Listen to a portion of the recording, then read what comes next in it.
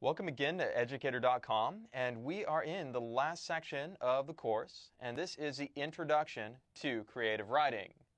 Now, Introduction to Creative Writing is going to be a lot different than a lot of the other writing that we've done, which is why I've kind of dedicated this entire little section to it.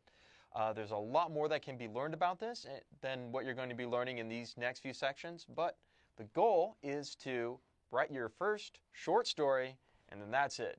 I didn't say novel, I didn't say movie script, it's just a short story. It's a small task, and it's going to be a fun task. And I'm going to show you how that's fun. Think about everything that we've done so far in this course. Well, we have learned how to structure an essay. We've learned how to proofread and edit, how to cite, how to research. We've learned a little bit of rhetoric. We've learned a little bit of logic and critical thinking. And we've learned proper transition words. Now, think back to the very beginning of this course and think back to when I was talking about the halves of the brain. What part of the brain do you think we've worked with mostly throughout this entire course? Well, it's the left brain. Almost everything here is a left brain task, and well, that's because in academia we tend to be a little bit sighted towards that side of the brain. And as you go into college, well, you just have to kind of be a little bit sighted towards that side of the brain. But education's changing, and there's going to be a lot of emphasis in the future to try to get us to go to that other side of the brain a lot more often. And that's part of the reason why this is in the course.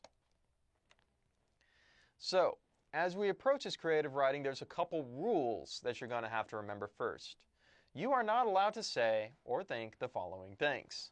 I am not creative. And you're not allowed to say that because everybody is, and I'm going to prove it to you. Creativity is not as important as math, science, etc. You might hear this from your teachers. You might even hear this from your parents. Well, I'm going to show you that this is not actually true either.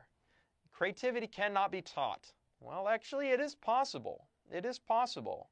And let me tell you, a lot of people go through a lot of their lives thinking they're not creative because they never learned how.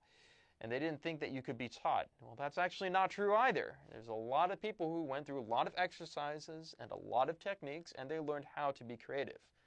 I'm going to give you a hint. This is partially correct. It's partially correct that creativity cannot be taught, but I'm going to show you how it's mostly a lie. So these are the rules. You can't say or think the following things.